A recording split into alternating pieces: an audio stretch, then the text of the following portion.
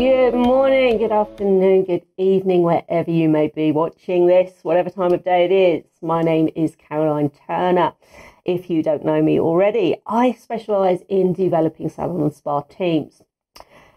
We are doing a little series of videos in which I wanted to cover some key little ways in which we can assist ourselves in getting more from our teams with the style of leadership, different techniques we can use. So I'm hoping you'll find them interesting, useful. If you've not tried them before, then give them a go. I'm going to start off with going through a few sort of key points, and then I will finish on a step-by-step what to do when you are dealing with something that you need to redirect. The behaviour is not what you want in the team. So let's get started with our key points. And my first key point, which will appear somewhere to the side, and I have on a screen just off to the side of the camera, is habits. Now, habits are something that I train on our online courses purely for the fact that everything we do that is automatic is a habit. And what I'm trying to do with teams when I'm training is to develop certain habits. Client habits, team habits, and then business habits. But habits take time to establish, but there are ways in which we can speed up learning. So habits are anything that we can do without thinking, from tying a shoelace, cutting hair, waxing an eyebrow, anything that you've done over a period of time. It starts off being tricky, uncomfortable, difficult, and then with practice and repeating, our brain has the ability to put that action, that behaviour, that skill as an automatic behaviour, an automatic habit. So for me, when I'm working with teams, I want them to have, say, client habits with what happens during the service, when we talk about rebooking, when we talk about home care, how we get clients to refer more of their friends. We have to build the habits so that it becomes just an automatic thing that team member will do. But habits, the reason why I want to cover habits will take between 19 days to 254 days to establish as an automatic behaviour in our brain. That's just what we do, how we work. So when we've got people within our team, if they've been with us for 3 months, 4 months, 5 months, we may still have to be going back and repeating and reminding, redirecting what it is we want as the habit within that business. If we have specific policies, if we have ways of working, if we have a particular culture that we're trying to form within a team, it will take time. And that means sometimes we will have to have the patience just to remind ourselves that they are still learning. And that can be frustrating, but there are ways in which you can speed it up. So anything that we want our teams to do is a habit, and we have to assist them in building the habits. That's why training is key to our success. Now, the next thing I want to talk about as sort of little key points is gunny sacking. Now, gunny sacking is where we see something we don't want, but we don't deal with it. And what tends to happen is that whether it be the way they've answered the phone, how they've addressed a client, standing at reception when they shouldn't be, whatever the behaviour, whatever it is that we're seeing, instead of actually dealing with that issue, we gunny sack it. We put it into this invisible little bag.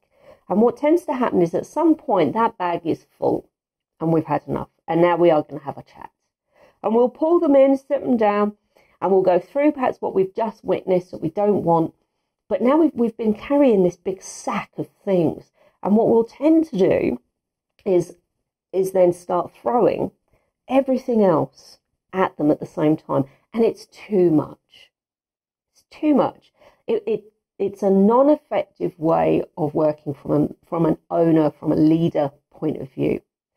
Never gunny sack. If you see it, deal with it as quickly as you can. When we gunny sack, it ends up being, another thing. And whilst we're at it, and whilst you're here, and we then throw one after another after another. If you see something, deal with it. Don't gunny sack. It's a not effective way to deal with those unwanted things that we may be seeing within the business. Habits will take time to establish. We have to redirect when they're not doing what we want them to do. So that's my next key point. Final key point on my slide, which you'll see to one side, is time. Now, I remember a while back, I was in a salon where we'd used the salon as a film set. And so I think we were going to use it as a film set. So we were meeting with the owners just to discuss the days we were coming into film, what we needed, what we would be doing and things like that. And of course, because he knows what I do, he sort of explained that he'd had someone in, they'd had this meeting. And towards the end of what he was telling me about the situation and what they had been trying to redirect this team, he turned around and was like, and after 45 minutes, she just had this look on her face that just said to me that she's not taking this seriously. And I was so frustrated. Time. It should only take a minute. If we're going on and on and on and on and on and on and on, they'll lose focus, and it becomes that like, oh, have you finished yet? Can I go yet? And whilst they might not say the words out loud, they'll have their own little internal conversation going on. They'll lose focus. So when we redirect someone, short, sharp, to the point. It should be no more than a couple of minutes. And to me, once you get it really down pat, it can take just 1 minute. Now, my next key point, which will appear up to our sides, it has to come from me. If you are lucky enough, and it takes time to establish this, and we'll cover this in one of the up and coming videos, which will be probably in the commitment. How do you get commitment from teams? If you've built enough commitment, then you have trust. If you have trust, then people will come and tell you what's going on. Now, what will often happen if we haven't yet established that commitment within the team and haven't got that trust yet, you'll be the last one to know. And what I've found in my past, personally experienced and then heard about from other salon owners and spa managers and other leaders within our businesses, is that you get this sort of like, someone leaves or someone is fired, and suddenly everyone is coming to you with this sort of like, oh, I'm so glad she's gone because you should have seen what she was saying behind your back. Oh, and I'm sure she was doing this, and I heard her say this to this client. And we can really feel, and we often may say, why didn't you tell me? There are reasons why people don't tell you, which we'll cover in a later post.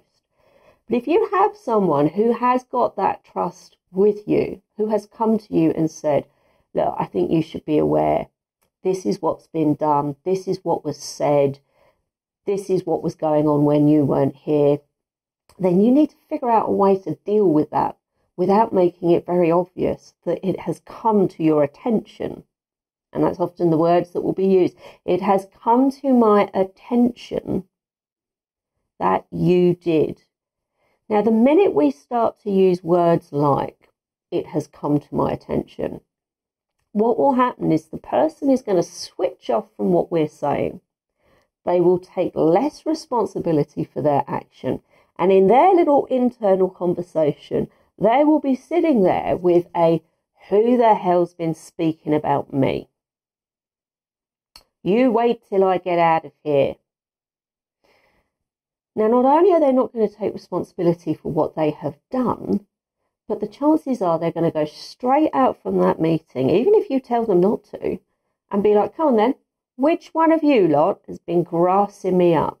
Come on, which one of you's a tittle-tattle? Now, when we're kids, and I see it in my own kids, and occasionally I'll even say it myself, it becomes this whole sort of like, stop grassing your brother up.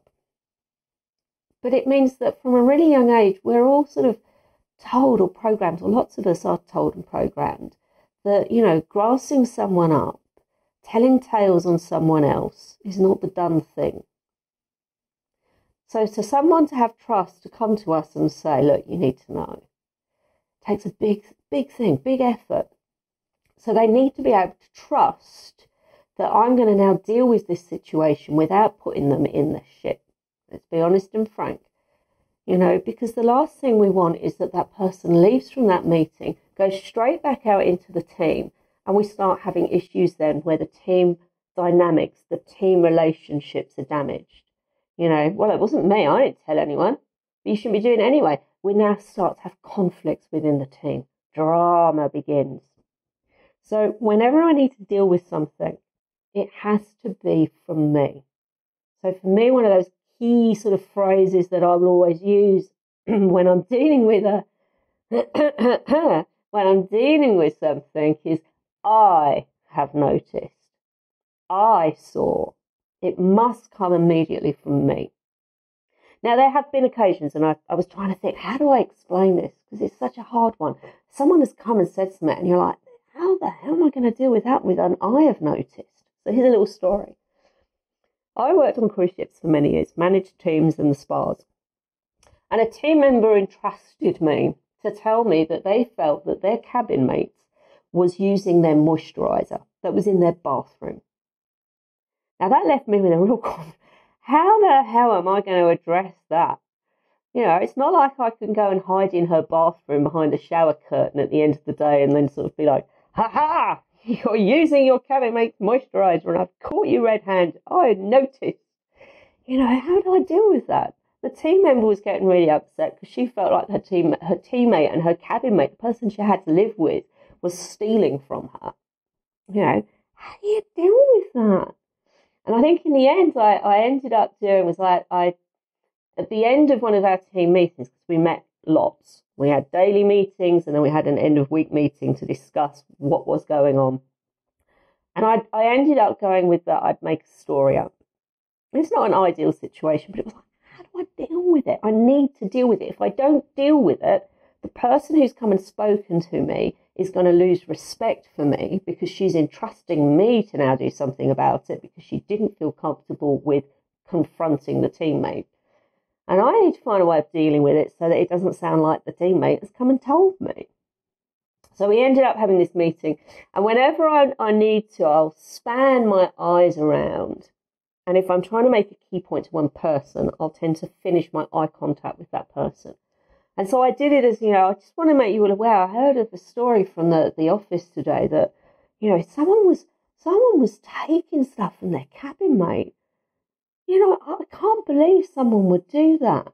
They caught them in the bathrooms using like their moisturisers and stuff. I mean, how awful is that? Imagine having to live with someone that you think you should be able to trust and know that they're stealing from you. What an awful thing for someone to do. I'm so glad that we're as a team so strong together because I can't imagine any of us would do something like that. And on that, finishing on that, my eye contact was with that person. Not an ideal way of dealing with things, but if someone has spoken to me, I have to figure out a way of dealing with it without breaking their trust and without having that it has come to my attention, because I'm going to impact the team dynamics and the team relationships. So when we speak, always find a way that it has come from you. I have noticed. I have seen. There's another little key point. Now, moving on to our next little thing.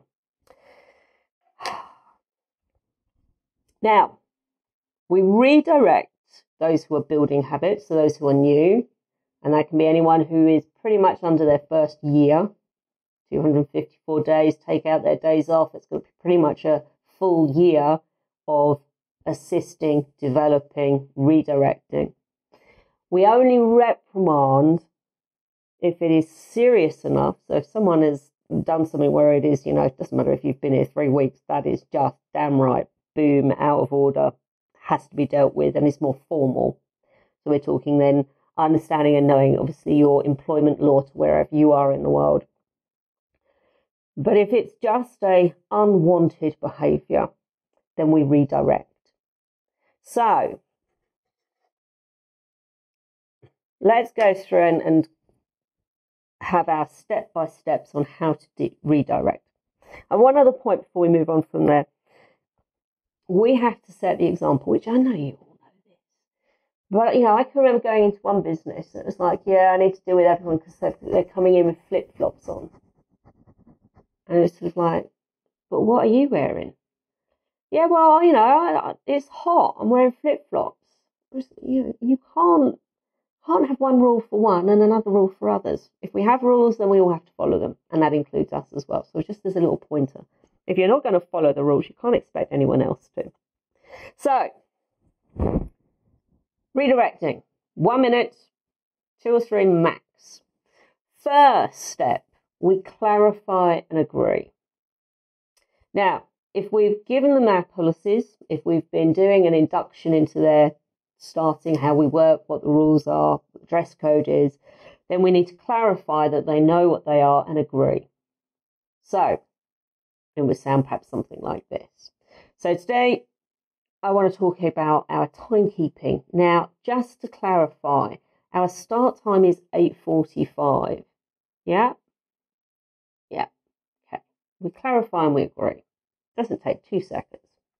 Confirm then what happened and describe the issue, the mistake, and be specific. And we covered being specific in our last video. If you didn't watch that one, do go back, because a lot of people don't get specific enough. I can't just sit there and say, well, this morning you were late, because that's not specific enough. What is late? If you watch the video, or if you've seen it, you'll know what I'm talking about. So we must then describe what the error was, what the mistake was, and then we must be very specific. The start time is 8:45, and this morning you arrived at 9:50. Get specific. Now, the next one to me is the most important part. Human beings, every single one of us, clients, family, friends, every single one of us, react and respond with emotions. So I need to explain to the person how it makes me feel. By describing how I feel, their brain will react with emotions. Emotions start in our brain. If we get enough emotions, we get feelings into our body, and only if we get enough feelings do people take action. And I need them to understand how it has made me feel. So, just to clarify, start times 8:45, yeah? This morning you came in at 8:57. So you were X minutes late.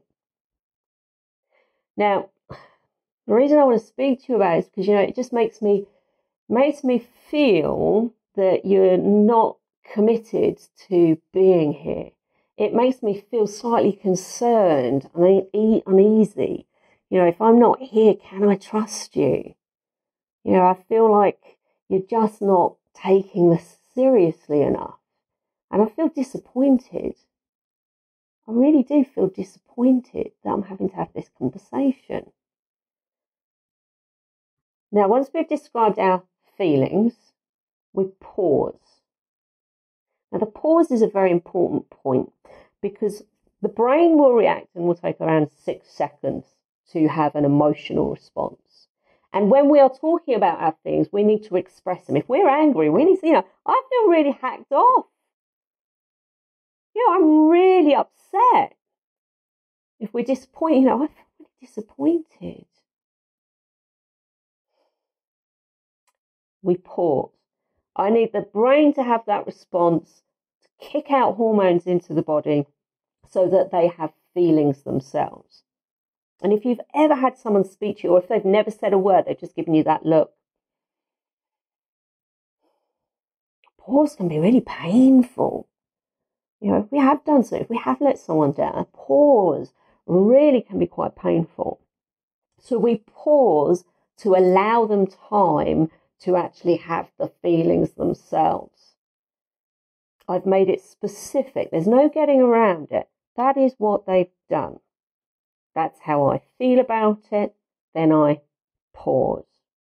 Now, if at any time when you're speaking with someone tries and just speaks, it becomes a gentle hand, unless it's getting a bit aggravated, then it becomes a bit more powerful. But it's a gentle hand with, hang on, I'm speaking at the moment, and this is a one-way conversation. You can speak at the end.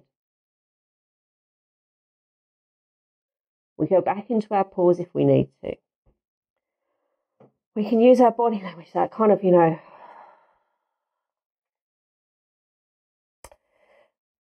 we want to explain to them why we think they're better than the mistake they've made. When we sat down in that interview, when I'm working with you, I love spending time with you. The way you are with clients, the energy you bring to the team. You're so much fun. You're better than this. I finish with some form of praise, recognition for what I like about that person, what I appreciate and enjoy about the person, and to make a point that they're better than the mistake they've made. Now, those are the steps. Clarify and agree. Be specific about what the issue was, what happened. Make them aware of your feelings. If you hacked off with it, make them aware you hacked off. If you're disappointed, let them see you're disappointed. Pause. Let them have a moment to feel. Let them feel. Now, sometimes some people, they will then... I always had tissues ready, I want them to feel an emotion, because we only change, we only take action if we have feelings. That's how human beings work. Then we finish with the praise. What it is we like about that person. Why it is they're better. You're better than this.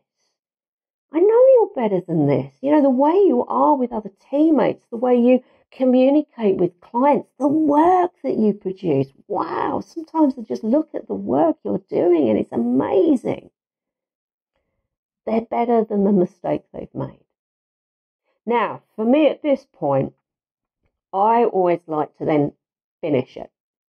So I'd have perhaps a phone call I needed to make, something I needed to do, so I could finish on. Now, do me a favour, I need to make a couple of calls. So head back out. It's said it's done. Off you go. I don't want a two-way conversation. That's what you've done. I know you've done it. I saw you doing it. You're better than this. Now, off you go. Now, in my experience, whenever I've used this, I would say usually about 5 or 10 minutes later, I'd get a little knock. It would often be quite a soft knock. A little knock on the door. And the person then would pop their head round, and I'd get I'm sorry.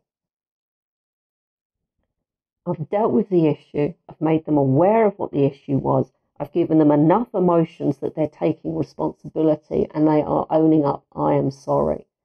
But because they have emotions, they will take action. And I'm less likely to have to deal with the issue again. So that would be my key way. If I see it, I deal with it as quickly as I can. Now, one final point. If I'm going to give someone lots of emotional feelings where they could feel like, emotional, I'm really sorry, Caroline, and I know they've got a client coming in 10 minutes, I might wait until later in the day, because I want them to be able to go into that client with a, "Hi, Mrs. Jones," and I don't want them really going in like, "Oh God, I feel terrible." So do look at the timing. When can you deal with the issue, but deal with it? Don't let it slide. If it's not wanted in that business, if it's not wanted in your salon, your spa, then we need to have a chat. You need to deal with it. I hope that gives you a little bit of an idea of some things you can do. Things to avoid, things to remember, so you can deal with that behaviour that you don't want to see. It will take time. So be patient with them and understand you may need to redirect and you may need to continually train. That's what I like to do with teams. If you haven't checked out our team training programs, then have a look on the website. Newsletters come out every few weeks. We don't bombard and we don't do them on a weekly basis usually, unless we've got something really positive to say. So, next one, let's do commitment, because I think what all of us want is to have that enthusiastic team all working with you, going in the same direction as you. How do you get a team to commit? Well, I'll share some tips and techniques that as a salon owner or spa owner or manager, you can use to get better commitment from your team.